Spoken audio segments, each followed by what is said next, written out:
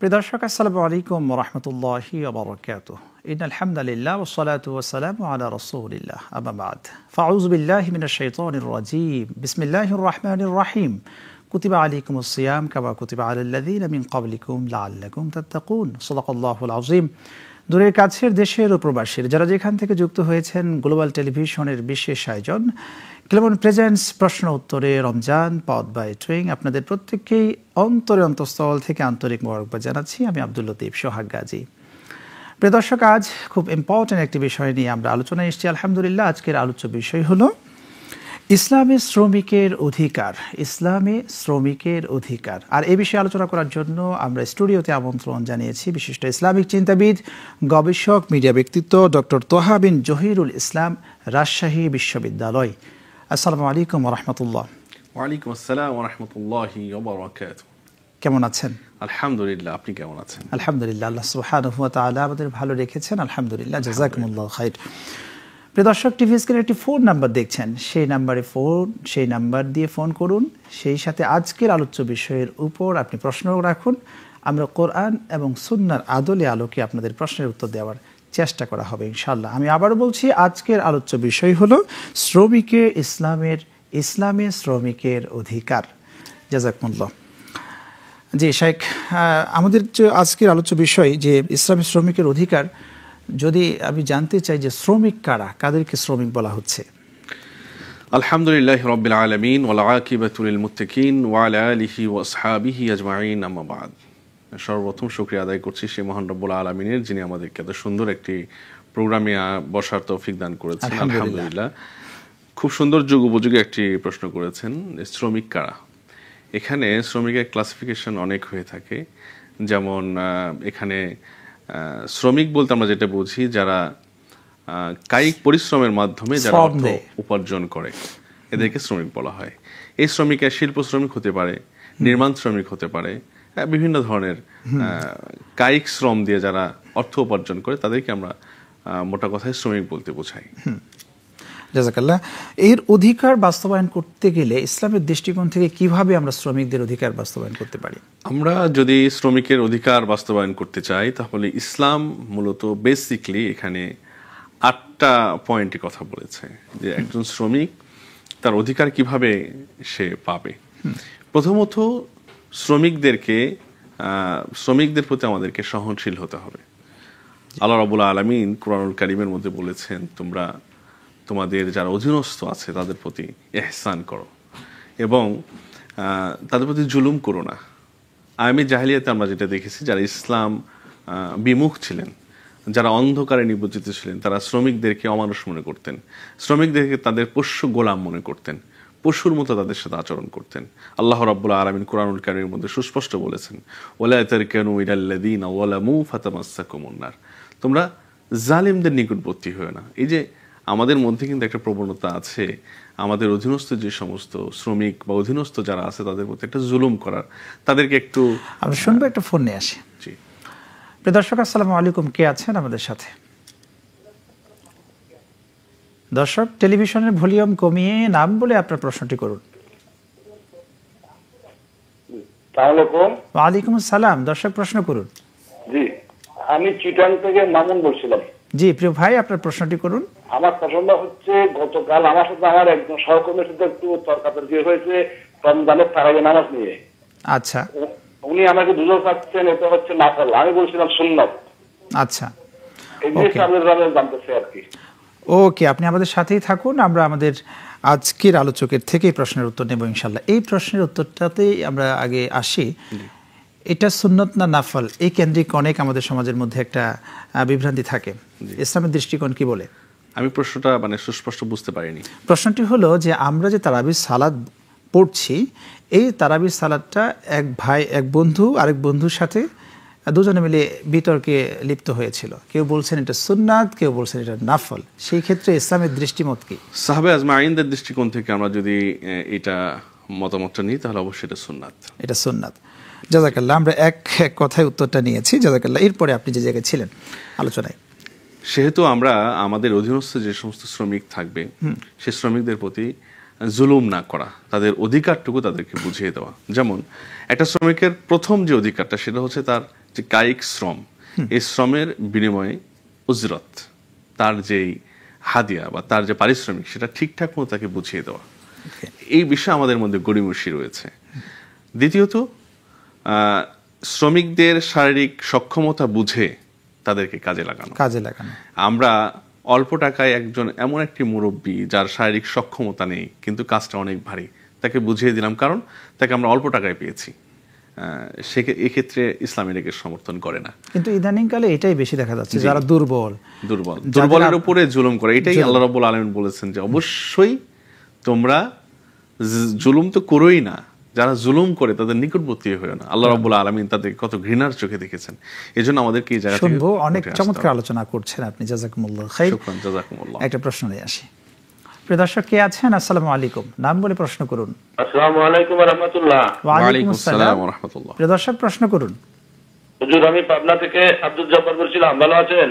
আলহামদুলিল্লাহ, আমরা ভালো আছি। আমাদের নিয়মিত একজন দর্শক। প্রথম প্রশ্ন, আমাদের বিষয় টিভিতে যে বিষয়ভিত্তিক শ্রমিকের অধিকার, শ্রমিক বলতে আপনারা বললেন কায়িক পরিশ্রম, তাদের ভিতরে গার্মেন্টসে যারা চাকরি করে তারা তাদের ভিতরে একজন, যারা গার্মেন্টসে কর্মজীবী, তারাও গরিব মানুষ, কিন্তু প্রতিনিয়ত তাদের অধিকার দাবির জন্য রাস্তাঘাটে ভাঙচুর হচ্ছে, হরতাল হচ্ছে এবং মানুষ মারা যাচ্ছে, আগুনে পড়ছে।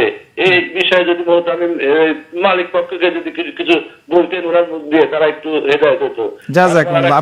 হচ্ছে ইসলামিক ব্যাংকে, আমার ইসলামিক ব্যাংকে যে সিচুয়েশন আছে, সেকশন আছে, সেখানে আমার লোন নেওয়া আছে, সেখানে 1 লাখ টাকা 12,000 টাকা দিতে হয়। তবে ইসলামিক ব্যাংক যে বলে শরিয়া ভিত্তিক, আমাকে আগেই লিখে যায় 1 লাখ টাকা 1,12,000 দিতে হবে। এটা কি সুদ হলো না সুদবিহীন হলো? ওকে, আপনি আমাদের সাথেই থাকুন। আপনার প্রশ্নগুলো আমরা বুঝতে পেরেছি, ইনশাআল্লাহ আপনার প্রশ্নের উত্তরেই আমরা যাচ্ছি।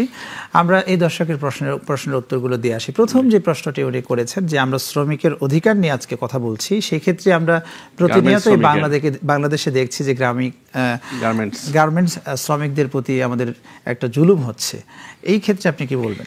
এক্ষেত্রে আমাদের যে আলোচনা চতুর্থ পয়েন্টটি এটা রয়েছে, সেটা হচ্ছে দেখেন, উৎপাদন ক্ষমতা কমে গেলে শ্রমিকদের কাজ চালিয়ে যাওয়ার বা নিজের কর্ম পূর্ণবহাল থাকবে, এটা শ্রমিকের অধিকার। আচ্ছা, কিন্তু আজকে আমরা এই বিষয়টা ভুলে গেছি। এর কারণ হচ্ছে কি? এর কারণ হচ্ছে আমরা কোরআন এবং হাদিস থেকে অনেক দূরে চলে আসছি। আমরা এই পুঁজিবাদ নিয়ে ব্যস্ত, কিভাবে আমার অনেক টাকা হবে, আমার 10 লক্ষ আছে, এটাকে কিভাবে 20 লক্ষ করা যাবে, এটাতে প্রয়োজনীয় শ্রমিকদের উপরে চালিয়ে দেওয়া হচ্ছে। কেমনে চালিয়ে দেওয়া হচ্ছে? যেমন শ্রমিকদের 1 মাসের বেতন হচ্ছে 10 কোটি টাকা। এখন 10 কোটি টাকা যদি 1 মাস আটকে রাখা হয়, তাহলে সেইখান থেকে তারা ব্যবসা করে নিজেরাই। এটা তো আছে, এছাড়া আরো অনেক পলিসি তাদের আছে। তারা বিভিন্ন অজুহাত দেয় যে আমাদের উৎপাদন কমে গেছে, এখন হচ্ছে উৎপাদন যেহেতু কমে গেছে সেহেতু বেতন দেওয়া যাচ্ছে না। ইসলাম সম্পূর্ণভাবে এটাকে নিষেধ করেছেন। ইসলাম যেটা বলছেন, অবশ্যই যে শ্রমিক আপনি নিয়োগ দিয়েছেন, যে শ্রমিক শ্রম দিয়ে আপনার ফ্যাক্টরিকে, আপনার কোম্পানিকে, আপনার গার্মেন্টসকে তিলে তিলে বড় করছে তাদের শ্রম দিয়ে, হ্যাঁ, এর বিনিময়ে সে পারিশ্রমিক পেয়েছে। তার মানে এই নয় যে আপনার উৎপাদন কমে গেলে তাকে আপনি ছাঁটাই করবেন বা তার বেতন বন্ধ রাখবেন বা 2 মাসের বেতন একসাথে দিবেন বা 3 মাস পরে বেতন দিবেন। ইসলাম এটাকে সমর্থন করে না। ইসলাম যেটা বলছে, উৎপাদন কমে গেল অথবা তার বয়োবৃদ্ধতার কারণে সে যে দীর্ঘদিন থেকে আপনাকে একটা সার্ভিস দিয়ে আসছে, এই সার্ভিস সার্ভ করে আসতেছে, একটা পর্যায়ে সে দুর্বল হয়ে গেছে, আপনি ইচ্ছা হলো আপনি তাকে সরিয়ে দিলেন যে তুমি এখন পারছো না, কিন্তু আপনি একটা সময় তার থেকে অনেক বেশি ওভারটাইম করিয়ে নিয়েছেন, অনেক বেশি শ্রম আপনার কাছ থেকে আপনি নিয়েছেন, এখন আপনি ইচ্ছা করে তাকে সরাতে পারবেন না। ইসলাম এটাকে বৈধতা দেয় না। ইসলাম অবশ্যই তাকে সম্মান করতে বলেছেন এবং তার পারিশ্রমিক যথাসময়ে সেটাকে পেইড করতে বলেছেন। যদি না করেন অবশ্যই সে জালিম হিসেবে পরিগণিত হবে। এবং আল্লাহ রাব্বুল আলামিন জালিম সম্পর্কে কোরআনুল কারীমে বলেছেন, ইন্নাল্লাহা লা ইউহিব্বুয যালিমিন, নিশ্চয়ই আল্লাহ রাব্বুল আলামিন কোনো জালিমদেরকে, কোনো অত্যাচারীকে বা কোনো এই শ্রেণীর ফ্যাক্টরি মালিক বা গার্মেন্টস মালিকদেরকে আল্লাহ কোনোদিন ভালোবাসেননি, কাল কিয়ামত পর্যন্ত ভালোবাসবেন না। জাযাকুমুল্লাহ, খুব চমৎকার ভাবে বলছিলেন। এক্ষেত্রে আরেকটি বিষয় তিনি এখানে উল্লেখ করেছেন যে শ্রমিকরা যখন এরকম শিকার হচ্ছেন, তাদের বেতন ভাতা যথাসময়ে দিচ্ছে না, তখন কিন্তু তাদের আন্দোলন এবং সংগ্রামের মধ্যে যেতে হচ্ছে। হ্যাঁ, তো আমরা এই ক্ষেত্রে কি বলতে পারি, এই উত্তর শুনবো। একটা প্রশ্ন নিয়ে আসি। দর্শক আসসালামু আলাইকুম, কে আছেন? আসসালামু আলাইকুম দর্শক, নাম বলে প্রশ্ন করুন। ওয়া আলাইকুম আসসালাম ওয়া রাহমাতুল্লাহি ওয়া বারাকাতুহু। জি প্রিয় দর্শক, আসসালামু আলাইকুম। ওয়া আলাইকুম আসসালাম, আপনার প্রশ্নটি করুন। হুজুর আপনারা ভালো আছেন হুজুর? আলহামদুলিল্লাহ, আমরা ভালো আছি। জি, আমার প্রশ্ন, আমি মোহাম্মদ ইকরামুল হক, ইয়েস। বামনডাঙ্গা গাইবান্ধা থেকে বলতেছিলাম। জি। আমার প্রশ্ন হচ্ছে, আমি খতম তারাবি পড়ি, হ্যাঁ, এর ওসিলা আমি কি পরিমাণ সওয়াব পাবো জানতে চাই। জাযাকাল্লাহ, আপনি থাকুন আমাদের সাথে, এই প্রশ্নের উত্তর দিয়ে আমরা আমাদের আলোচনায় ফিরবো ইনশাআল্লাহ। এই ভাই খতম তারাবি পড়েন। রমাদান এসছে মুমিনকে পরিশুদ্ধ করার জন্য। এই রমাদানে আমাদের খতম তারাবি হয়, এই রমাদানে আমাদের সেহরি ইফতার হচ্ছে। এই ভাইয়ের প্রশ্ন হলো, খতম তারাবি থেকে সে কতটুকু সওয়াব অর্জন করবে? আলহামদুলিল্লাহ, প্রিয় ভাই খুব সুন্দর একটি প্রশ্ন করেছে। ইনশাআল্লাহ সেটার উত্তর দেওয়ার চেষ্টা করছি। তারাবিহ শব্দের অর্থ হচ্ছে লাক্সারিয়াস প্রেয়ার, অর্থাৎ রিল্যাক্সে নিজেকে পরিশুদ্ধ করা। দেখুন, এখানে 20 টাকার তারাবি আপনি কষ্ট করে পড়ছেন। সব থেকে উত্তম হচ্ছে ইমাম আইমাতুল মাসাজিদ, যিনি তারাবি পড়াচ্ছেন বা পড়ান, তিনি সুন্দর করে ধীরে সুস্থে আস্তে আস্তে পড়বেন, মুসল্লিরা সেটাকে শুনবেন এবং অনুভবে নিয়ে আসার চেষ্টা করবেন, এবং ওই তেলাওয়াত এবং কোরআন অনুযায়ী বুঝে শুনে নিজেকে পরিশুদ্ধ করবেন এবং আবেগে আপ্লুত হবেন। কোনো সময় জাহান্নামের ভয়ে, কিয়ামতের ভয়ে, আল্লাহর দেখানো ভয়ে কন্দন করতে থাকবেন।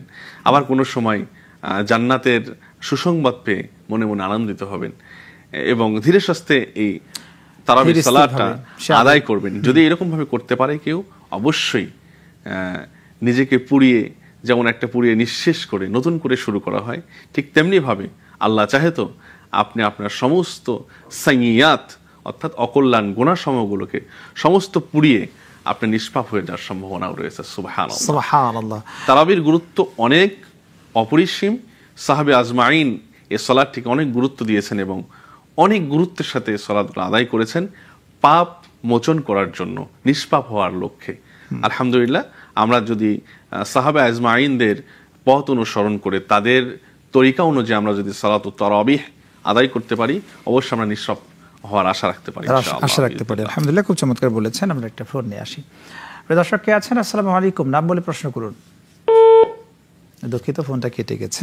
আপনি যে জায়গায় ছিলেন, আলহামদুলিল্লাহ, তারাবি আসলে রমাদান তো আসছে, রমজান, অর্থাৎ জ্বালিয়ে পুড়িয়ে আমাদেরকে প্রকৃতপক্ষে একজন ইমানদার মুমিন মুত্তাকিন বানানোর জন্য। এখানে জ্বালিয়ে পোড়ানোর কথা বলা হয়েছে, যেমন আমাদের মধ্যে অনেক সাইয়্যাত রয়েছে। যেমন আমরা মিথ্যা কথা বলি অনেক সময়, যেমন আমরা অসৎ পথ অবলম্বন করি, যেমন আমরা হারাম উপার্জন করি। রমাদান এমন একটি মাস, শাহরুর রমাদান এমন একটি নিয়ামত আমাদের জন্য। আমরা যদি এই মাসটাকে যথাযথভাবে নিয়ামত হিসেবে নিই এবং মিথ্যাকে পুড়িয়ে ছাই করে দিতে পারি, আমাদের মধ্যে সমস্ত প্রতিহিংসা হাসাদকে পুড়িয়ে ছাই করে দিতে পারি, সমস্ত প্রকার আমাদের যেই হারাম উপার্জনের যেই আমাদের যে মানসিকতা, এগুলোকে পুড়িয়ে যদি ছাই করে দিতে পারি, মহান রব্বুল আলামিন বলেছেন সৌমুলি ওয়ানা আজজি বিহি। আল্লাহ রাব্বুল আলামিন বলছেন যে তোমরা আমার জন্য সওম পালন করো, তোমরা আমার জন্য সংযমী হও, তোমরা আমার জন্য কষ্ট স্বীকার করো, আমি আল্লাহ রাব্বুল আলামিন নিজে হাতে তোমাদেরকে প্রতিদান দেব। সুবহানাল্লাহ। এখানে একটা কথা, একটা প্রশ্ন নিয়ে আসি। জি ইনশাআল্লাহ। প্রিয় দর্শক, আসসালামু আলাইকুম, কে আছেন আমাদের সাথে? ওয়ালাইকুম আসসালাম ওয়া রাহমাতুল্লাহি ওয়া বারাকাতুহু। আমি মোহাম্মদ রবিউল ইসলাম, ঢাকার জামগড়া থেকে বলছিলাম। জি প্রিয় ভাই, আপনার প্রশ্নটি করুন। জি, আমার প্রশ্ন হচ্ছে, চুলে কলপ দিলে সেক্ষেত্রে গোসল, ওযু এবং নামাজ হবে কিনা? অনেক ক্ষেত্রে দেখা যায় যে আমার বয়স 20 বা 25, চুল দাড়ি সব হয়ে গেছে, সেক্ষেত্রে মানে আমরা অনেক সময় এগুলা ইউজ করি, তাতে না। এক নম্বর একটা প্রশ্ন। দ্বিতীয় প্রশ্ন হচ্ছে, আমরা জানি যে এই পবিত্র রমজান মাসে কোরআন শরীফ নাযিল হয়েছে, কিন্তু আমরা তো জানি যে হীরার গুহা আল্লাহ রাসূল সাল্লাল্লাহু আলাইহি ওয়াসাল্লামের কাছে বিভিন্ন সময় নাযিল হয়েছে। এটা লাইলাতুল কদরের রাতে বলা হয়েছে। লাইলাতুল কদরের রাতে পুরা কোরআন নাযিল হয়েছে নাকি শুধু আংশিক কিছু আয়াত নাযিল হয়েছে, এটা জানার ছিল। ওকে, আপনি থাকুন আমাদের সাথে, ইনশাআল্লাহ আপনার প্রশ্নের উত্তর দেওয়া হবে। প্রথম যে প্রশ্নটি করলেন যে চুলে কলপ দেয়া, এইটা হচ্ছে ইসলামের শরীয়তের দৃষ্টিভঙ্গি কি? দেখুন, যদি কারো বয়স 20 বছর, নওজোয়ান, সেক্ষেত্রে তার যদি শারীরিক কোনো কারণে বা হরমোনের কারণে চুলগুলো পেকে যায়, সে চুলগুলোকে কালো রঙের অবয়ব দিতে পারেন। তবে কলপ যে একটি বিষয় বলা হয়েছে, এমন কালার ইউজ করা যে কালারে চুলে আবরণ তৈরি হবে না। আপনি যদি কলব যদি এরকম হয় যে আবরণ মেহেদির মতো হয়, সুন্দরভাবে লেগে গেল, কোনো আবরণ থাকলো না, বা চুলটা মোটা হয়ে আবরণ মানে যেটাতে চুলের গোড়া পর্যন্ত পানি পৌঁছাবে না, এরকম কালার অবশ্যই ব্যবহার করা যাবে না, এটা হারাম। কারণ যদি চুলে আবরণ তৈরি হয় তাহলে চুলের গোড়া পর্যন্ত পানি পৌঁছাবে না, গোসল হবে না এবং অজুও ঠিক মতো হবে না। এই জন্য কালার ব্যবহার করার সময় সেটা কলব হোক বা মেহেদি হোক, বাজারে এখন অনেক কেমিক্যাল যুক্ত মেহেদি পাওয়া যাচ্ছে, যদিও মেহেদির রং কিন্তু আবরণ হচ্ছে। এই বিষয়ে আমাদেরকে সতর্ক থাকতে হবে। সতর্ক থেকে এই কলব বা মেহেদি যেটাই বলেন আপনি ইউজ করতে পারবেন যদি সেটাতে মোটা আবরণ না হয়, যার কারণে আপনার অজু অথবা গোসলের সমস্যা হবে। এমন কালার আর এমন মেহেদি ইউজ করতে হবে যাতে এটাতে মানে আলাদা আবরণ তৈরি না হয়। সব থেকে ভালো প্রাকৃতিক মেহেদি বা প্রাকৃতিক এই বিষয়ে। জাযাকাল্লাহ, খুব চমৎকার বলেছেন আপনি। আমরা আসবো ইনশাআল্লাহ আপনার কাছে একটা ছোট্ট বিরতি নিয়ে। প্রিয় দর্শক, আপনারা দেখছেন গ্লোবাল টেলিভিশনের বিশেষ আয়োজন ক্লেমন প্রেজেন্টস প্রশ্ন উত্তরে রমজান পাওয়ার্ড বাই টুইং। ছোট্ট একটা বিরতির পর ফিরছি ইনশাআল্লাহ।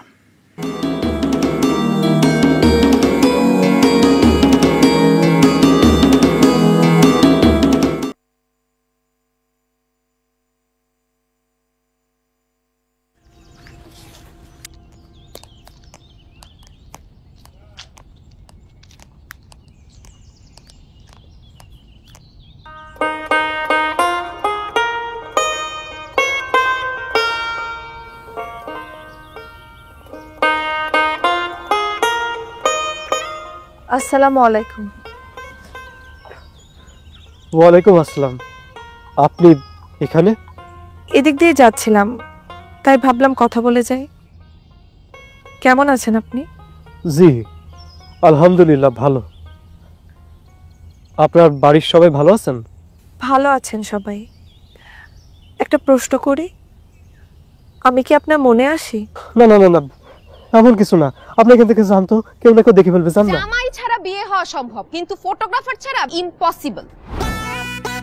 সাদির খাওয়ান তো গরুর মাংস, মুরগির মাংস, কাচ্চির মাংস, কাচ্চি রোস্ট কিন্তু করতে হবে। খাবার দাবারের কোনো ছাড়ই দেওয়া যাবে না। ফিরনি এটা কিন্তু দিতে হবে। কম খরচ কোনটা? কম খরচে বিয়ে। মানে আমরা কি ইলেকশনে দাঁড়াইছি? নির্বাচনী প্রচারণার সময় 6 জন মানুষ দেখা যায় না। মায়ের বংশের কথা এখনো তো বলিই নাই। ক্যামেরা নামান, কে আপনি? স্পেশাল ওয়েডিং ফটোগ্রাফার তুল কালাম। আশ্চর্য, আমরা শপিং করব সেটা ছবি তুলবে না? তুল কালাম লাগায় দিমু পুরো মার্কেটে। এটা কিন্তু একটা ইতিহাস হয়ে থাকবে। এরকম পাতিহাস মার্কে ইতিহাসের আমার দরকার নাই। এখন প্রি ওয়েডিং শপিং ফটোগ্রাফি হইছে, আমি ভয় আছি কখন জানি আইসা বলে পোস্ট ওয়েডিং শপিং ফটোগ্রাফি করতে হবে। বিয়েটা যদি একটু বড় হইতো তো দুইজনকে একসাথে বিয়ে দিয়ে দিতাম। বিয়ের গেট ধরার অ্যামাউন্টটা ফিক্স হয়ে গেছে, মাত্র 50,000 টাকা। তোমার বিয়ে বিল গেটস এর সাথে হচ্ছে না, এলন মাস্কের সাথে হচ্ছে না। বিশাল একটা বাক্স ঝিলমিল পেপার দিয়ে টাচাই না, খুইলা ভিতরে দেখবে একটা বদনা। জান জান, এতক্ষণ লাগে কেন? হ্যাঁ, এতক্ষণ কি করতেছিলি তুই? হিসাব করতেছিলি?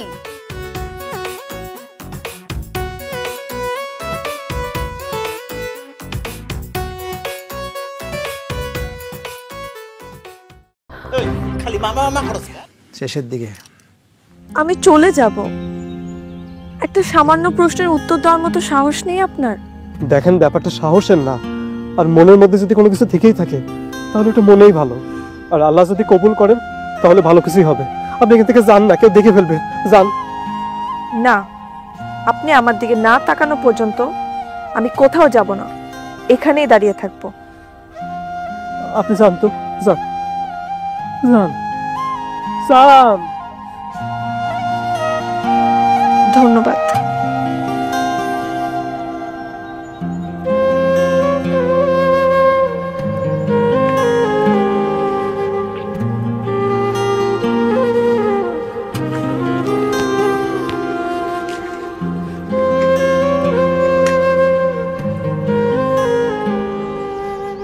জানে মা,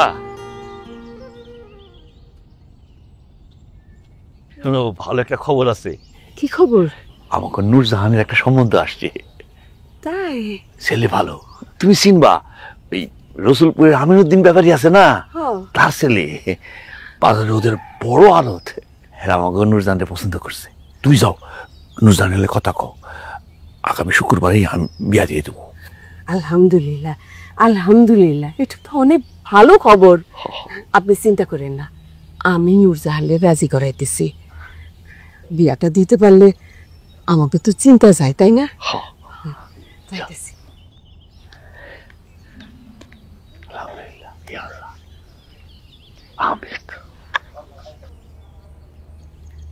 নুরজাহান, নুরজাহান। হ্যাঁ আম্মা, কিছু বলবা? হ, খুব ভালো একটা সুখবর আছে। বয়, শোন, তোর আব্বাই না তোর জন্য একটা খুব ভালো সম্বন্ধ নিয়ে আসছে। আগামী সপ্তাহে বিয়াটা পড়ায় ফেলতে চাই। আমাকে এত তাড়াতাড়ি পাঠায় দিতে চাও মা? আরে তোর আব্বারে তুই চিনিস না, সে তো পাকা কথা দিয়ে আসছে। তুই আর না করিস না মা, রাজি হয়ে যা, এটা তোর জন্যই ভালো হইব। কিন্তু আম্মা। আর কিন্তু না মা, তুই রাজি হয়ে যা। মানসিক প্রস্তুতি নিয়ে বিয়ার, ঠিক আছে?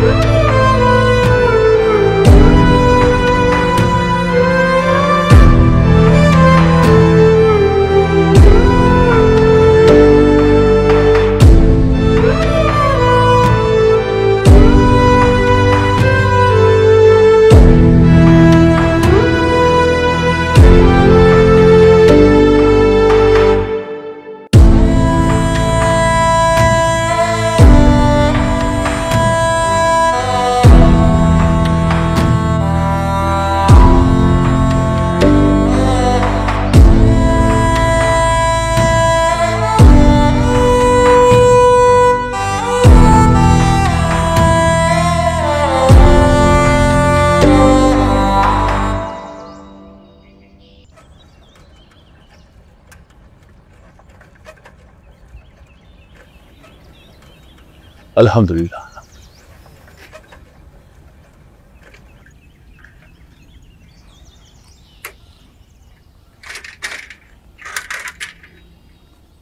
আসসালামু আলাইকুম চাচা। ওয়ালাইকুম আসসালাম। মুয়াজ্জিন আসছো? আসো, বসো। জি চাচা। আমাকে ডেকে পাঠিয়েছিলেন চাচা? হ মুয়াজ্জিন, একটা সুসংবাদ আছে। জি। আমাকে নূরজাহানের বিয়া ঠিক হয়েছে। আলহামদুলিল্লাহ। জি চাচা। কার? আমাকে নূরজাহানের ছেলে খুব ভালো, তুমি চিনবা। রসুলপুরের আমনুদ্দিন ব্যাপারী আছে না, তার ছেলে। খুব ভালো বংশ, বাজারে একটা বড় আড়ত আছে। আগামী শুক্রবারের বিয়া। মুয়াজ্জিন, আমি চাই তুমি নূরজাহানের বিয়াটা পড়াইবা। তুই তো আমার ঘরেরই ছেলে, তাই না? জি। আমি আজকে উঠি চাচা। আচ্ছা। জি আসি। আসসালামু আলাইকুম। আচ্ছা দাঁড়াও, এই টাকাটা রাখো। টাকা কেন চাচা? নতুন পাঞ্জাবি কিনবা, বিয়ার দিন পড়তে হইব না। না না চাচা, লাগবে না। আমি কইতাছি রাখো, আমি দিতাছি না।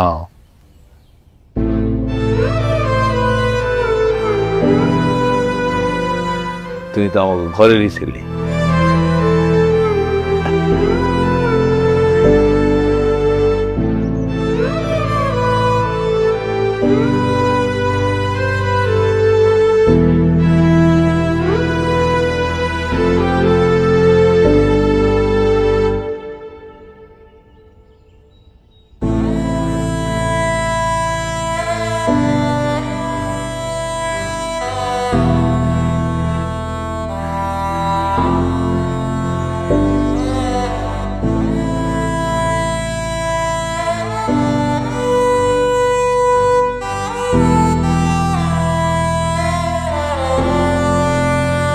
আপনি আমার দিকে না তাকানো পর্যন্ত আমি কোথাও যাব না, এখানেই দাঁড়িয়ে থাকব। প্রিয় দর্শক, বিজ্ঞাপন বিরতির পর ফিরে এলাম আপনাদের প্রিয় অনুষ্ঠানে। আপনারা দেখছেন গ্লোবাল টেলিভিশনের বিশেষ আয়োজন ক্লেবন প্রেজেন্টস প্রশ্ন উত্তরের রমজান পাওয়ার্ড বাই ট্রুইং। জি জাযাকাল্লাহ। আমাদের বিরতির পূর্বে একজন দর্শক ফোন দিয়ে আমাদের কাছ থেকে জানতে চেয়েছিলেন যে কোরআন নাজিল পবিত্র মাহে রমাদানে হয়েছে। ওনার প্রশ্ন হচ্ছে, লাইলাতুল কদরে কি সম্পূর্ণ কোরআন নাজিল হয়েছে? আলহামদুলিল্লাহ, আমরা বিরতির পরে আবারও আসলাম। শুকরিয়া জানাচ্ছি আল্লাহ দরবারে। যিনি প্রশ্ন করেছেন তার প্রশ্নটা হচ্ছে এরকম যে কোরআন তো রমাদানে নাজিল হয়েছে, কিন্তু লাইলাতুল কদর এই রাতেই কি সম্পূর্ণ নাজিল হয়েছে কিনা। জি, প্রশ্নটির উত্তর হচ্ছে আল্লাহ রাব্বুল আলামিন লাইলাতুল কদরের রাতেই জিবরাইল আলাইহিস সালাতু ওয়াস সালামের মাধ্যমে লাউহে মাহফুজে পরিপূর্ণ কোরআন নাজিল করেছিলেন। সুবহানাল্লাহ। সেখান থেকে আল্লাহ তার বান্দার প্রয়োজনে, আল্লাহ রাব্বুল আলামিন যখন যে আয়াতটা বান্দার জন্য প্রয়োজন, দীর্ঘ 23 বছর যাবত তার প্রিয় হাবিব মুহাম্মদুর রাসূলুল্লাহ সাল্লাল্লাহু আলাইহি ওয়াসাল্লাম, আমাদের কলিজার টুকরা, আমাদের অনুভূতি, আমাদের নয়নের মণি মুহাম্মদ সাল্লাল্লাহু আলাইহি ওয়াসাল্লামের মাধ্যমে দীর্ঘ 23 বছর ধরে আমাদের উপরে নাজিল করেছেন। রাসূল সাল্লাল্লাহু আলাইহি ওয়াসাল্লাম নাজিল হয়েছে আমাদের জন্য, যেটা হুদাল লিন্নাস বাইয়িনাতুম মিনাল হুদা ওয়াল ফুরকান। আশা করি উত্তর পেয়েছেন। জাযাকাল্লাহ। দেখুন, এই কোরআন নাজিলের মাসে, রমাদান মাস কোরআন নাজিলের মাস। এই কোরআন নাজিলের মাসে যখন আমরা কোরআন তিলাওয়াত করছি, শুধু সওয়াবের আশায় 1 খতম নয়, 2 খতম নয়, এরকম শত শত খতম দেয়া হচ্ছে। খতম দিয়ে কি সওয়াব? যেই কোরআন আমাদের জীবন পরিবর্তন করে দেবার জন্য এসেছে, সেটা যদি আমরা অর্থ বুঝে না পড়ি, আপনি কিভাবে বুঝাবেন, কিভাবে আমরা এটাকে পড়লে আমাদের এই কোরআনের শিক্ষায় আমরা শিক্ষিত হতে পারি? আলহামদুলিল্লাহ, প্রিয় উপস্থাপক, আপনি সুন্দর একটি যুগোপযোগী প্রশ্ন করেছেন। আমাদের সমাজে একটা রসম হচ্ছে এটি যে কোরআন খতম দেওয়ার একটা মানে কালচার, আমাদের রমজান মাস আসলেই কোরআন খতম দেওয়ার একটি কালচার আমাদের মধ্যে চলে আসে। কিন্তু আমাদেরকে বুঝতে হবে যে কোরআন তেলাওয়াত এটি খুব গুরুত্বপূর্ণ একটি বিষয়। আল্লাহ রাব্বুল আলামিন কোরআনুল কারীমের মধ্যে বলেছেন, ওয়ারাত্তিল কোরআনে তারতিলা, তোমরা তেলাওয়াত করো তার তিল সহকারে, সুন্দরভাবে, নির্ভুলভাবে, যত্নের সাথে। সর্বপ্রথম আমাদেরকে ফোকাস দিতে হবে, আমি যে তেলাওয়াত করছি এটি শুদ্ধ না অশুদ্ধ, আমি কি সঠিকভাবে তেলাওয়াত করতে পারছি কিনা, আমি আমার তেলাওয়াতের মাধ্যমে সওয়াব অর্জন করছি না কোরআন থেকে অভিশাপ নিচ্ছি। আমি যদি কোরআন সহিভাবে তেলাওয়াত না করতে পারি, অবশ্যই আমাদের কর্মসূচি হাতে নিতে হবে, এই শাহরুর রমাদানে আমাদের কোরআনটা সহিভাবে তেলাওয়াত করা শেখা, এটা আমাদেরকে কনফার্ম করতে হবে। এরপরে অবশ্যই আমরা যদি না বুঝেও কোরআন তেলাওয়াত করি, আমরা অশেষ সওয়াব অর্জন করতে পারবো ইনশাআল্লাহ।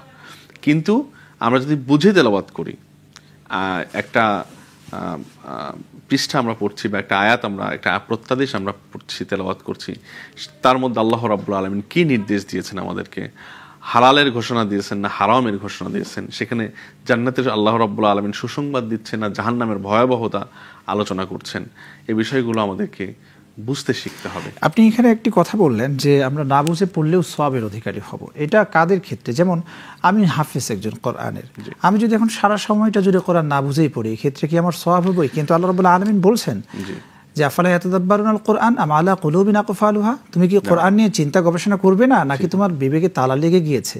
আল্লাহ তো এখানে ধিক্কার দিয়েছেন, ধমক দিয়েছেন, সেক্ষেত্রে কেমনে সওয়াব হয়?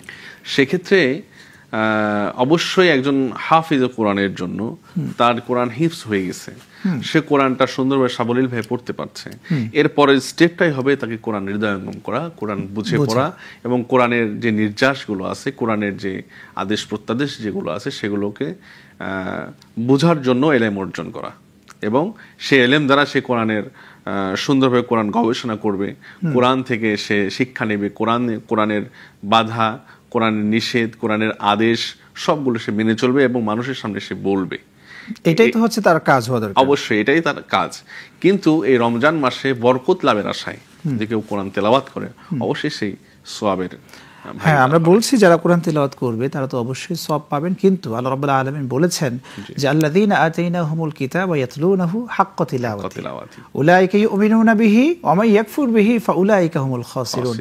যারা কোরআন তেলাওয়াতের হক আদায় করে কোরআন তেলাওয়াত করে তারাই তাতে ঈমান রাখে। ঈমান শব্দের অর্থ জ্ঞানযোগ বিশ্বাস, তারাই বিশ্বাসী ব্যক্তি। তাহলে হক আদায় করার প্রধান 1 নাম্বার যে হকটি হলো, 2 নাম্বার যে হকটি হলো, সেটা হচ্ছে অর্থ বোঝা। অর্থ বুঝে তেলাওয়াত করা। কিন্তু সেটা যদি আমরা অর্থ না বুঝি যে কোরআন এসছে আপনাকে আমাকে পরিবর্তন করার জন্য, সেই কোরআন শুধু পড়ে চলে যাচ্ছে, খতমের পর খতম দিয়ে যাচ্ছি, তাহলে তো সমাজের কোনো পরিবর্তন হবে না, ব্যক্তিরও পরিবর্তন হবে না, এবং রাষ্ট্রেরও কোনো কোরআন কোনো ভূমিকা রাখতে পারবে না যদি আমরা কোরআন না বুঝে পড়ি। জাযাকাল্লাহ, খুব চমৎকার বলছেন। যে আমাদের আজকের বিষয় ছিল যে ইসলামে শ্রমিকের অধিকার। শ্রমিক এবং মালিকের মধ্যে কেমন সম্পর্ক হওয়া চাই? শ্রমিক এবং মালিকের মধ্যে এমন সম্পর্ক হওয়া চাই যে আমরা এর পূর্বে যে আলোচনাগুলো করছি, শ্রমের বিনিময়ে তার যে পারিশ্রমিক সেটা সঠিক সময় মতো নির্ধারিত যেটা হবে সেটা তাকে বুঝিয়ে দেওয়া। দ্বিতীয়ত, শ্রমিক বলে তাকে অমানুষ বা তার অধীনস্থ গোলাম হিসাবে না মনে করা। অবশ্যই আল্লাহ রাব্বুল আলামিন তাকে যেহেতু সৃষ্টি করেছেন আশরাফুল মাখলুকাত হিসাবে, অবশ্যই তার মধ্যে আত্মসম্মান বোধ আছে। রাসূল সাল্লাল্লাহু আলাইহি ওয়াসাল্লাম বলেছেন, তোমরা তোমাদের অধীনস্থদের সাথে যারা তোমাদেরকে শ্রম দিয়ে তোমাদের কার্য সম্পাদন করতে সহযোগিতা করে, যদিও সেটা পারিশ্রমিকের বিনিময়ে, তোমরা তাদের সাথে ইহসানমূলক আচরণ করো, উত্তম আচরণ করো, তাদের সঙ্গে দুরাচরণ দুর্ব্যবহার করো না, তাদেরকে তাদের সম্মান অনুযায়ী, তাদের মর্যাদা অনুযায়ী তাদেরকে মর্যাদা দান করো, এবং তাদের সাথে সুন্দর সদালাপি হও। সুবহানাল্লাহ। এই জন্য অবশ্যই আমরা যারা মালিক শ্রেণী আছি, আমাদের অধীনস্থ যারা শ্রমিক আছে, তাদের সাথে আমাদের অবশ্যই উত্তম আচরণ। আমরা শুনবো একটা ফোন নিয়ে আসি। প্রিয় দর্শক, আসসালামু আলাইকুম, কে আছেন আমাদের সাথে? নাম বলে প্রশ্ন করুন। ওয়ালাইকুম আসসালাম, আমি মোহাম্মদ মাসুম কবির, খুলনা থেকে বলছি। জি প্রিয় ভাই, আপনার প্রশ্নটি করুন। জি, আমার দুটো প্রশ্ন। আমার প্রথম প্রশ্ন হলো যে আমাদের খুলনাতে ফিতরা 80 টাকা নির্ধারণ করা হয়েছে, তো আমি ফিতরাটি যদি এখনই দিতে চাই সেক্ষেত্রে কোনো সমস্যা আছে কিনা? আমি এখনই দিয়ে আমি হালকা হতে চাই, ফিতরা যত তাড়াতাড়ি দেওয়া যায় সম্ভবত ততই, এটা আমার জানা ছিল। আর একটা প্রশ্ন হলো, দ্বিতীয় প্রশ্ন হলো যে আমরা যে তসবিহ তাহরিম গুনি, যে তসবিহটা আপনারা যে রাসূলুল্লাহ সাল্লাল্লাহু আলাইহি ওয়াসাল্লাম কর গুনতে বলেছিলেন হাতের, কিন্তু কেউ যদি পুঁথি দিয়ে তসবিহ গুনে, এটা কি শরীয়ত সম্মত কিনা? এখানে কোনো বিধিনিষেধ আছে কিনা? আপনার প্রশ্ন আমরা বুঝতে পেরেছি, আলহামদুলিল্লাহ।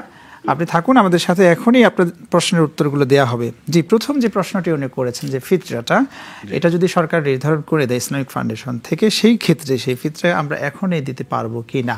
ইসলামিক ফাউন্ডেশন যদি এখন নির্ধারণ করে দেয় তাহলে সে ফিতরা আদায় করতে পারবে। আমরা এই বিষয়টি নিয়ে অনেক মতানৈক্য দেখেছি যে ফিতরার বিষয়টা একটা নির্দিষ্ট সময়, আমাদের যে স্কলাররা রয়েছেন তিনারা এরকম মত দিয়েছেন যে না, ফিতরাটা একেবারে 2 দিন আগে দিতে পারবে, 5 দিনও আগে দিতে পারবে না, এবং 10 দিন আগেও দিতে পারবে না। সেই ক্ষেত্রে যদি আপনি একটু ক্লিয়ার করে বলতেন। এখানে মতবিরোধ রয়েছে এবং আইমাতুল মুস্তাহিদগণ এখানে মত পার্থক্য জানিয়েছেন। এখানে দেখুন, আমরা সর্বপ্রথম আমরা যেটা দেখব, ফিতরা 80 টাকার কথা এখানে উল্লেখ করে দেওয়া হয়েছে প্রশ্নে। এখন সে ব্যক্তি যদি শিল্পপতি হয়, কারণ আমরা তো ফিতরাতে ক্লাসিফিকেশন আছে, খেজুর দিয়ে, পনির দিয়ে, তারপরে হচ্ছে জব দিয়ে, গম দিয়ে। এখন দেখতে হবে সে কোন লেভেলটা সে বিলং করছে। সে যদি জব এবং গমের লেভেলটা বিলং করে, সে জব এবং গম দিয়ে দিবে, 80 টাকা সে মূল্য পরিশোধ করবে। সেটা তো দিবে না, কিন্তু সময়টার কথা বলা হচ্ছে, সময়টা আমি আসি বিষয়টা। কিন্তু যেহেতু 80 টাকা উল্লেখ করেছে, এই বিষয়টা আমি একটু বলতে চাই। আমাদের সমাজে এই কালচারটা চালু আছে, যিনি শিল্পপতি, যিনি কোটি কোটি টাকার মালিক, তিনি 80 টাকা দিয়ে ফিতরা সম্পূর্ণ করেন। এটি আসলে ঠিক নয়। হ্যাঁ, এই জন্য আল্লাহ রাসূল সাল্লাল্লাহু আলাইহি ওয়াসাল্লাম বিভিন্ন দ্রব্যের ক্লাসিফিকেশন দিয়েছেন। এই জন্য আমাদের উচিত যে যার লেভেল থেকে এইটা পরিপূর্ণ করা, ডিস্ট্রিবিউশন করা। উত্তম হচ্ছে ফিতরা এটা আদায় করা ঈদুল ফিতরের পূর্ব মুহূর্তে। আবার কোনো মানে ফকিহগণ মত দিয়েছেন এটা আগেও করতে পারবে, কিন্তু অধিকাংশ ফকির মত, এবং আমরা যেই মতটাকে বেশি প্রাধান্য দিই, আবু হানিফা রাহিমাহুল্লাহ, তার যে মতামত সেটা হচ্ছে ঈদুল ফিতরের পূর্বে, অর্থাৎ ঈদের নামাজে যাওয়ার পূর্বে এই ফিতরাটা সম্পূর্ণ করতে হবে। এরপরে যদি সেটা করে সেক্ষেত্রে সেটা দান হবে, সদকা হতে পারে, কিন্তু ফিতরা হবে না। ঈদের সালাত আদায়ের পূর্বেই এটাকে কমপ্লিট করতে হবে। আচ্ছা, আরেকটি বিষয়, খুব একটা সিম্পল একটি বিষয় আমাদের মাঝে এসেছে, যে তাসবিহ, যে পুঁথি বলছে আমরা যে তাসবিহগুলো গনি এভাবে করে সুবহানাল্লাহ, আলহামদুলিল্লাহ, এই ক্ষেত্রে অনেকের সাধারণ মানুষের মধ্যে ভিন্ন ধরনের প্রশ্ন থাকতেই পারে মাথার মধ্যে। সাধারণ মানুষরা এই ধরনের প্রশ্নগুলো করে থাকেন যে তাসবি এবং পুঁথি এগুলো দিয়ে কি তাসবি গোনা যাবে কিনা? সুবহানাল্লাহ, আলহামদুলিল্লাহ, পুঁথি পাথর দিয়ে। আমরা শুনবো আপনার থেকে একটা প্রশ্ন নিয়ে আসি। প্রিয় দর্শক কে আছেন? আসসালামু আলাইকুম। ওয়ালাইকুম আসসালাম ওয়া রাহমাতুল্লাহি ওয়া বারাকাতুহু। জি, আপনার নাম বলে প্রশ্ন করুন। ওয়ালাইকুম আসসালাম ওয়া রাহমাতুল্লাহ। আমার নাম মোহাম্মদ কামাল, আমি পাথরঘাটা থানা থেকে বলছি। জি প্রিয় ভাই, প্রশ্ন করুন। আমার নাম মোহাম্মদ কামাল, আমি মোহাম্মদ কামাল পাথরঘাটা থানা থেকে বলছি। জি, আপনার টেলিভিশনের ভলিউম কমিয়ে আপনি প্রশ্ন করবেন। আমার প্রশ্ন হচ্ছে, আমার জাকাত টাকা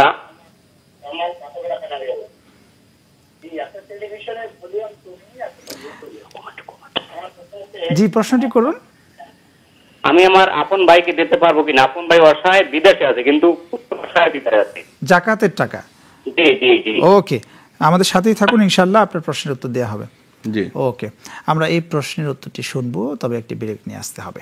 জি, প্রিয় দর্শক, আপনারা দেখছেন গ্লোবাল টেলিভিশনের বিশেষ আয়োজন ক্লেমন প্রেজেন্টস প্রশ্ন উত্তরে রমজান পড বাই টুইং। সো আরেকটি বিরতি নিচ্ছি, ফিরবো একটু পরে ইনশাআল্লাহ।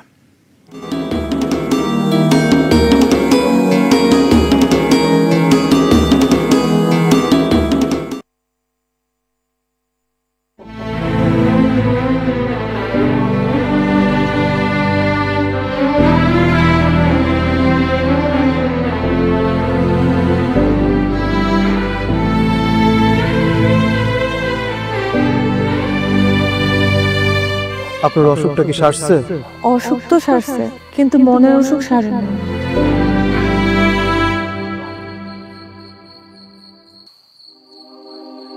হে বাবদ, যারে আপনি আমার তকদিরে রাখেন নাই, তার স্থান যেন আমার মনে না হয়।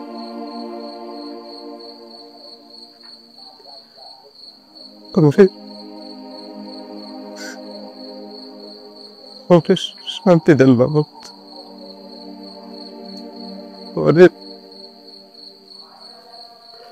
আমার ক্ষমা করে দেন।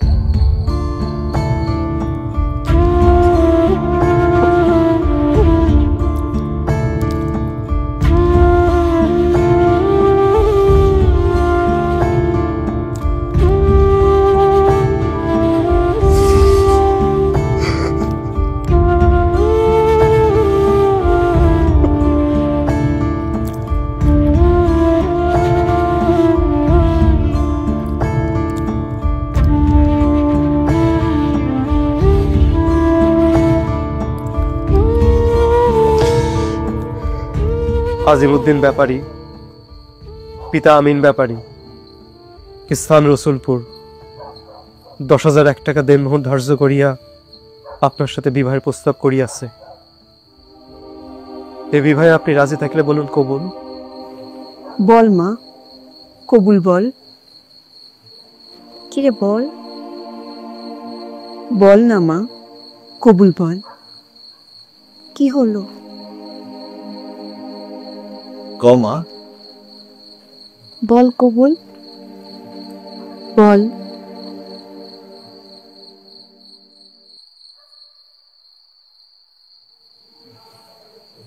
কবুল।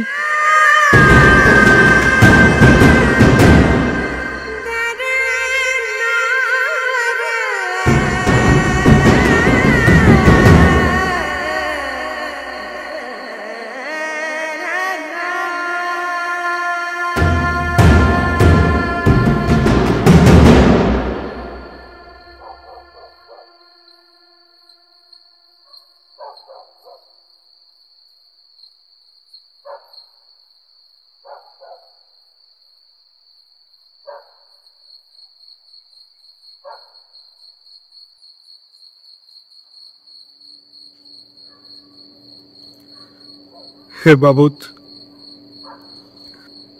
আপনি সুপরিকল্পনাকারী। আপনি যা ভেবেছেন কল্যাণের জন্যই ভেবেছেন। সে যেন সুখে থাকে।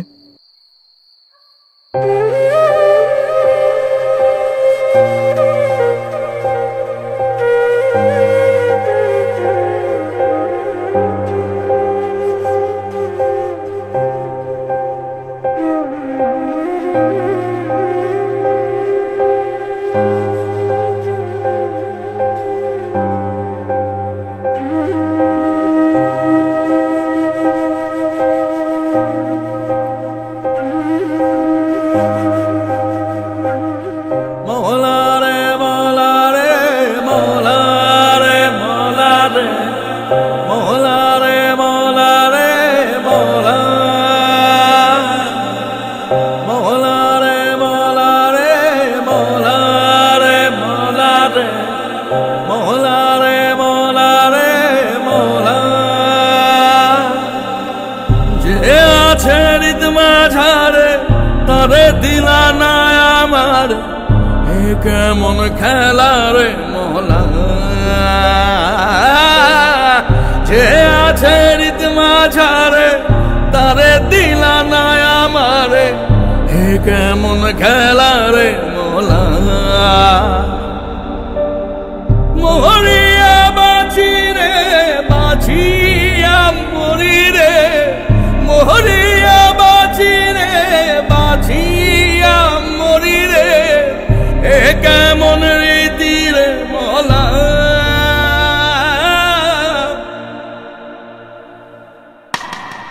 মৌলা রে মৌলা রে মৌলা রে মৌলা রে মৌলা রে মৌলা রে মৌলা মৌলা রে মৌলা রে মৌলা রে মৌলা রে মৌলা রে মৌলা রে মৌলা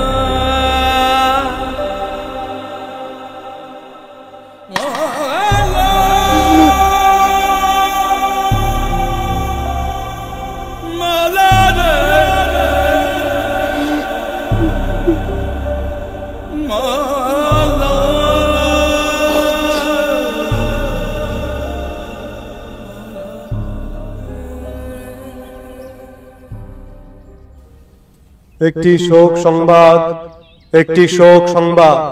নয়নপুর নিবাসী মোহাম্মদ ফরিদউদ্দিন মুন্সি সাহেবের একমাত্র কন্যা নূরজাহান বেগম ইন্তেকাল করিয়াছে।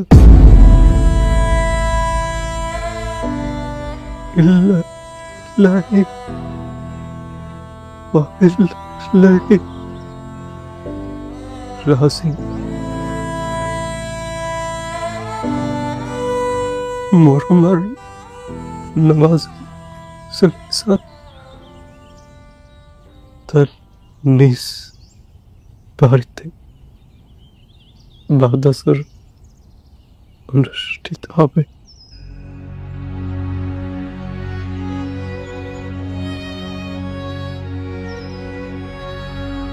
কাছের মানুষ দূরের মানুষ কত মানুষ আইব শেষ মুখটা দেখতে আমার কাফন সরাইব। কাছের মানুষ দূরের মানুষ কত মানুষ আইব শেষ মুখটা দেখতে আমার কাফন সরাইব। শেষ বেলাতে বন্ধু তুমি থাইকো আমার পাশে গো। শেষ বেলাতে বন্ধু তুমি থাইকো আমার পাশে গো। শেষ দেখা আমায় দেখিতে আমার বাড়ি যাইও। বন্ধু যদি শুনতে পায় আমি আর নাই গো। বন্ধু যদি শুনতে পায় আমি আর নাই গো। শেষ দেখা আমায় দেখিতে আমার বাড়ি যাইও। শেষ দেখা আমায় দেখিতে আমার বাড়ি যাইও।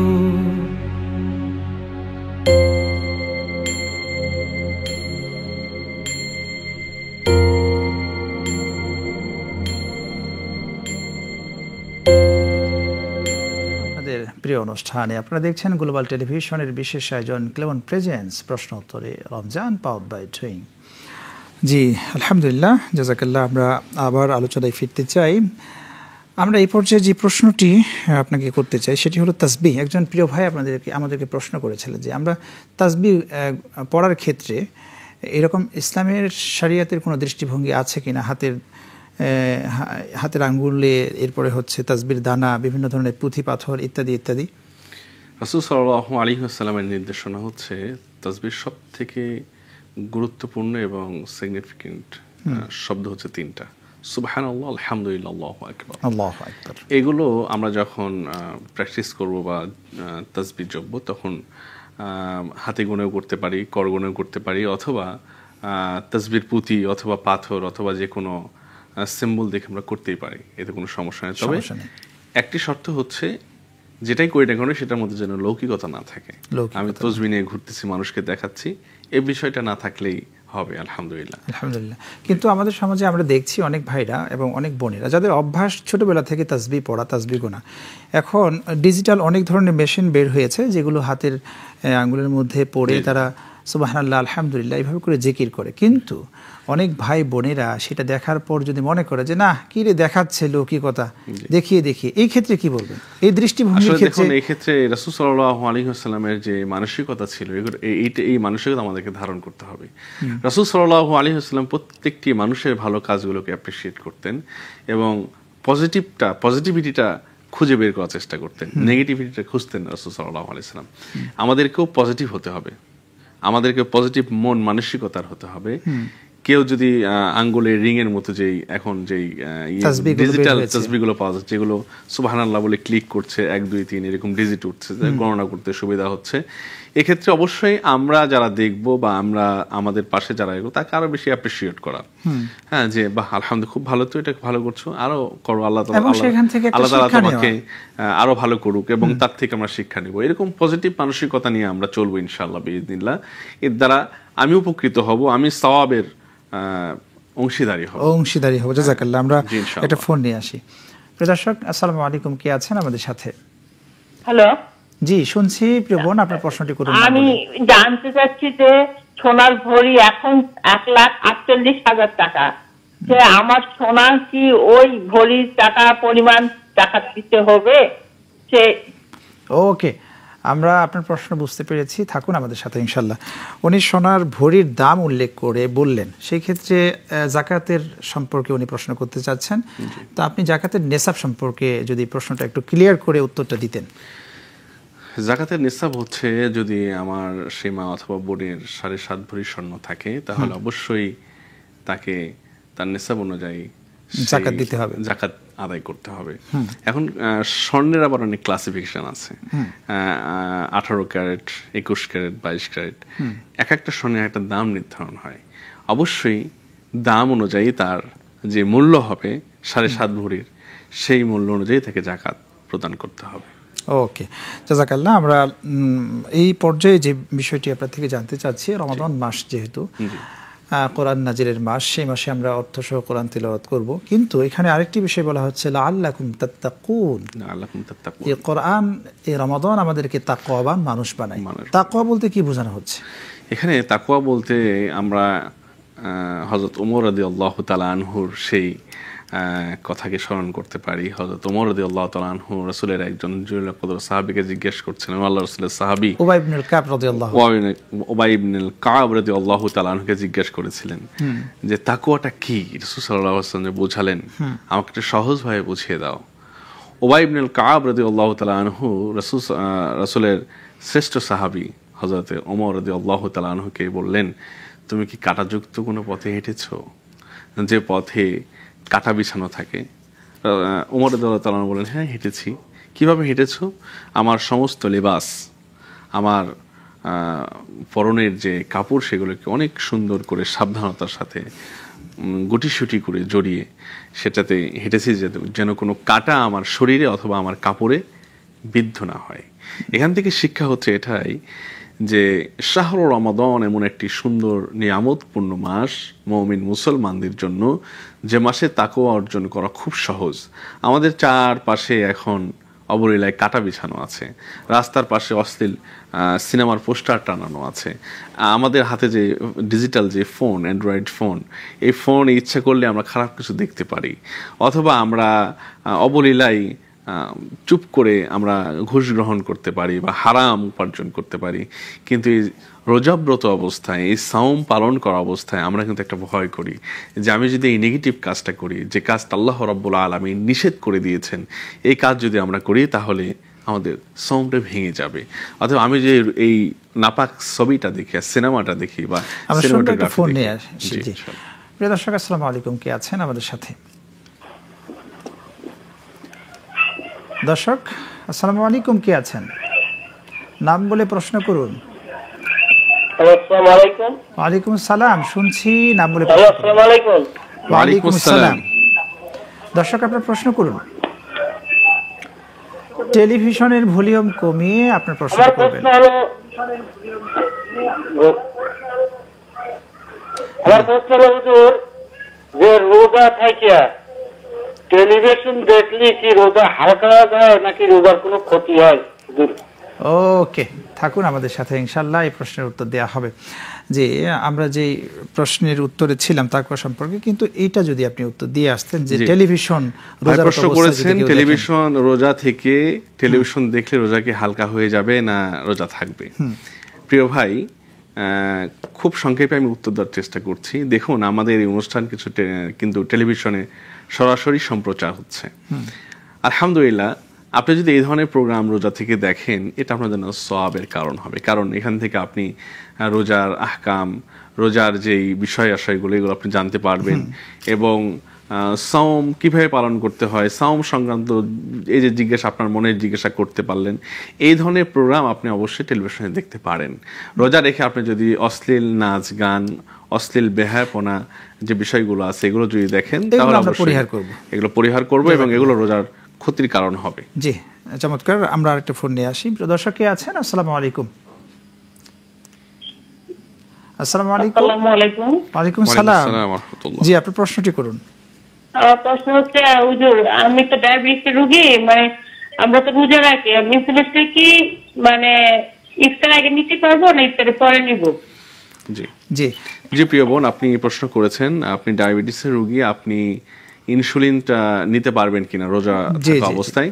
এখানে আইম্মাতুল মুস্তাহিদিন এবং অধিকাংশ আলিম ওলামা একমত পোষণ করেছেন যে আপনি আপনার রোগের কারণে আপনি ডায়াবেটিসের জন্য ইনসুলিন নিতে পারবেন। জাযাকাল্লাহ। আমরা এই প্রশ্নের উত্তর তার আগে নিতে পারবেন। জি জি, আমরা এই প্রশ্নের উত্তর পেয়েছি। আমরা তাকওয়ায় ছিলাম, তাকওয়া বিষয়ে আপনি আলোচনা করেন। তাকওয়ার বিষয়ে আমরা ফিরে আসি। তো ওমর রাদিয়াল্লাহু তাআলা আনহু বললেন যে আমি আমার জামা কাপড় অনেক সাবধানে সতর্কতার সাথে পার হই, যেন কোনো প্রকার কোনো কাটা বা কোনো অকল্যাণজনক বিষয় আমার শরীরে বিদ্ধ না হয় বা না লাগে। তো প্রিয় ভাইরা, এটা আমাদের জন্য শিক্ষা এটাই যে এই রোজার মাস, এই মাসে আমরা অনেক কিছু আমাদের সামনে এরকম কাটাযুক্ত বিষয় রয়েছে। রোজার মাসে আমরা এই সাওমকে কেন্দ্র করে সবগুলোকে পরিত্যাগ করি, আলহামদুলিল্লাহ। এটা শিক্ষা হচ্ছে, এটাই সাওম আমাদেরকে তাকওয়া বানিয়ে এভাবে শেখায়। এক মাসের কর্মসূচি যেন গোটা বছরের কর্মসূচিতে পরিণত হয়। এই এক মাসের শিক্ষা নিয়ে আমরা যেন গোটা বছর সুন্দরভাবে পরিশুদ্ধভাবে জীবনযাপন করতে পারি। সমস্ত প্রকার সাইয়্যাত, অকল্যাণ বিষয় থেকে, যেমন সুদ, ঘুষ এবং হত্যা, রাশ, ছিনতাই, রাহাজানি, খারাপ কাজ, হাসাদ, হিংসা, সমস্ত প্রকার আল্লাহ রাব্বুল আলামিন যেগুলোকে অপছন্দ করেন, যেগুলো আকবারুল কাবাইর, যেগুলো কবিরা গুনাহ, এগুলো থেকে হেফাজত যাতে আমরা থাকতে পারি, এই ভাবে যদি আমরা চলতে পারি তাহলে আমরা তাকওয়া অর্জন করতে পারবো। জাযাকাল্লাহ, খুব চমৎকার বলেছেন। তাকওয়া আসলে ক্ষেত্র বা পরিধি ব্যাপক। আল্লাহ রাব্বুল আলামিন বিভিন্ন প্রেক্ষাপট টেনে আমাদেরকে সতর্ক করেছেন, বলেছেন ইয়া আইয়ুহাল্লাযীনা আমানুত্তাকুল্লাহা হাক্কা তুকাতিহি ওয়া লা তামুতুন্না ইল্লা ওয়া আনতুম মুসলিমুন। এখানেও তিনি বলেছেন তোমরা তাকওয়াবান হও, আল্লাহ সচেতন হও, এমন আল্লাহ সচেতন হও, হতে হবে তোমাদেরকে এমন আমার রুলস রেজুলেশন অনুযায়ী তোমরা তোমাদের জীবনকে পরিচালনা করো, যাতে পরিপূর্ণ মুসলিম হতে পারো, মৃত্যুবরণ করতে পারো। এরপরে আল্লাহ রাব্বুল আলামিন আরো বলছেন ওয়াত্তাকুল্লাহ ইন্নাল্লাহা আলিমুম বিযাতিস সুদূর। তোমরা যে চিন্তা করছো, চিন্তা গবেষণা করছো, সেটাও তোমরা এমনভাবে চিন্তা করো কেননা সেই চিন্তাটাও কিন্তু আমি আল্লাহ রাব্বুল আলামিন পড়তে পারি। অর্থাৎ তোমরা আমার সচেতন হয়ে চিন্তা করো। ওয়াত্তাকুল্লাহ ওয়া'লামু আন্নাল্লাহা বিকুল্লি শাইইন আলিম। অসংখ্য আয়াতে রব্বুল আলামিন বিভিন্ন প্রেক্ষাপটটা নিয়ে তাকওয়ার বিষয়টা তিনি বলেছেন। আলহামদুলিল্লাহ, আপনাকে অসংখ্য ধন্যবাদ আমাদেরকে সময় দেওয়ার জন্য। বারাকাল্লাহু ফিক। জাযাকাল্লাহ। প্রিয় দর্শক, আপনারা এতক্ষণ দেখলেন গ্লোবাল টেলিভিশনের বিশেষ আয়োজন ক্লেমন প্রেজেন্ট প্রশ্ন উত্তরে রমজান পাওয়ার বাই টুইন। আজ এই পর্যন্ত, আগামী পর্ব দেখার আমন্ত্রণ জানিয়ে বিদায় নিচ্ছি। তবে যারা আমাদের সাথে মোনাজাতে অংশগ্রহণ করতে চান আপনারা অবশ্যই আমাদের সাথে থাকবেন ইনশাআল্লাহ। এখন ইফতারের পূর্ব মুহূর্তে মোনাজাত হবে ইনশাআল্লাহ। জি, আল্লাহুম্মা আমিন।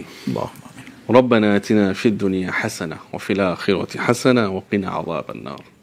اللهم رب ارحمهما كما ربياني صغيرا وقل رب ارحمهما كما ربياني صغيرا. اللهم اغفر لي ذنوب جميعا.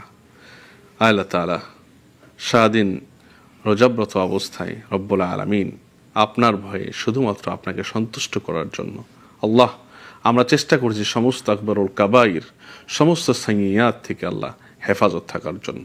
মেহেরবানি করে আমাদের জীবনের ভুল ত্রুটিগুলো ক্ষমা করে দিয়ে, মেহেরবানি করে আমাদের এই ভুল ত্রুটিগুলো ক্ষমা করে দিয়ে আমাদের সাওমকে, আমাদের রোজাকে আল্লাহ কবুল আর মঞ্জুর করে নেন রব্বুল আলামিন। এই শাহর রমাদানকে ওসিলা করে আমাদের জীবনের গুনাহ খাতাগুলো আল্লাহ আপনি মাফ করে দেন। আল্লাহ তাআলা এই সাওম রমাদান সুন্দর এই রমজানের মাস আল্লাহ তাআলা সিয়াম সাধনার মাসে যেন আমরা আপনার সঠিকভাবে ইবাদত করতে পারি। রব্বুল আলামিন যেমনভাবে ইবাদত করলে আপনি খুশি হবেন, আল্লাহ তাআলা যেমনভাবে ইবাদত করলে আমাদের জীবনের সমস্ত গুনাহ খতাগুলো আল্লাহ আপনি মুছে আল্লাহ রব্বুল আলামিন সাফ করে দিবেন। আল্লাহ তাআলা যেভাবে ইবাদত করলে আপনার জান্নাত পাওয়া যাবে আল্লাহ সেভাবে ইবাদত করা আমাদেরকে তৌফিক দান করেন। আল্লাহ তাআলা এই রমজান এই নিয়ামতের মাস আল্লাহ এই মাসে আপনি সমস্ত মাইয়েদের কবর আযাবকে ক্ষণিকের জন্য মাফ করেছেন। মেহেরবানি করে আমাদের আত্মীয় স্বজন যে যেখানে মাইয়েত অবস্থায় আল্লাহ আপনার জিম্মায় আছে, কবরের মধ্যে শায়িত আছে, মেহেরবানি করে আল্লাহ আমাদের সকল আত্মীয় স্বজনদেরকে আল্লাহ আপনি জান্নাতুল ফেরদাউস দান করেন। আল্লাহুম্মা হাসিবনি হিসাবান ইয়াসিরা। মেহেরবানি করে আল্লাহ আমাদের সমস্ত আত্মীয় স্বজনদের, নিজের মানুষদের আল্লাহ কবরের হিসাব নিকাশকে আল্লাহ আপনি সহজ করে দেন। আল্লাহ তাআলা মেহেরবানি করে আমাদের পিতা মাতা যারা বেঁচে আছে রব্বুল আলামিন আমাদের সকল পিতা মাতাদেরকে আল্লাহ আপনি উত্তম হায়াত দান করেন, দীর্ঘ সময় আমাদের চোখের সামনে আল্লাহ আপনি রাখেন। মেহেরবানি করে সুস্থ জীবন তাদেরকে দান করেন। আল্লাহ তাআলা আমাদের জন্য সম্মানের রাস্তাকে প্রসারিত করে দেন, অসম্মানের সমস্ত রাস্তাকে আল্লাহ আপনি ক্লোজ করে দেন। আল্লাহ তাআলা আপনি আমাদের রব্বুল আলামিন মেহেরবানি করে আমাদের রোজার সমস্ত যে ভুল ত্রুটিগুলো আছে সেগুলো ক্ষমা করে আমাদের রোজাগুলোকে আল্লাহ কবুল আর মঞ্জুর করে নেন। আল্লাহ আমাদের সাহরিকে কবুল করেন, আমাদের ইফতারকে কবুল করেন। রব্বুল আলামিন আপনি আমাদের জীবনের গুনাহ খাতাগুলো মাফ করে আমাদেরকে কামিয়াবি দান করেন। আমিন। আল্লাহুম্মা সাল্লি আলা মুহাম্মাদিন ওয়া আলা আলি মুহাম্মাদ কামা সাল্লাইতা আলা ইব্রাহিম ওয়া আলা আলি ইব্রাহিম ইন্নাকা হামিদুম মাজিদ। اللهم بارك على محمد وعلى آل محمد كما باركت على إبراهيم وعلى آل إبراهيم إنك حميد مجيد والحمد لله رب العالمين.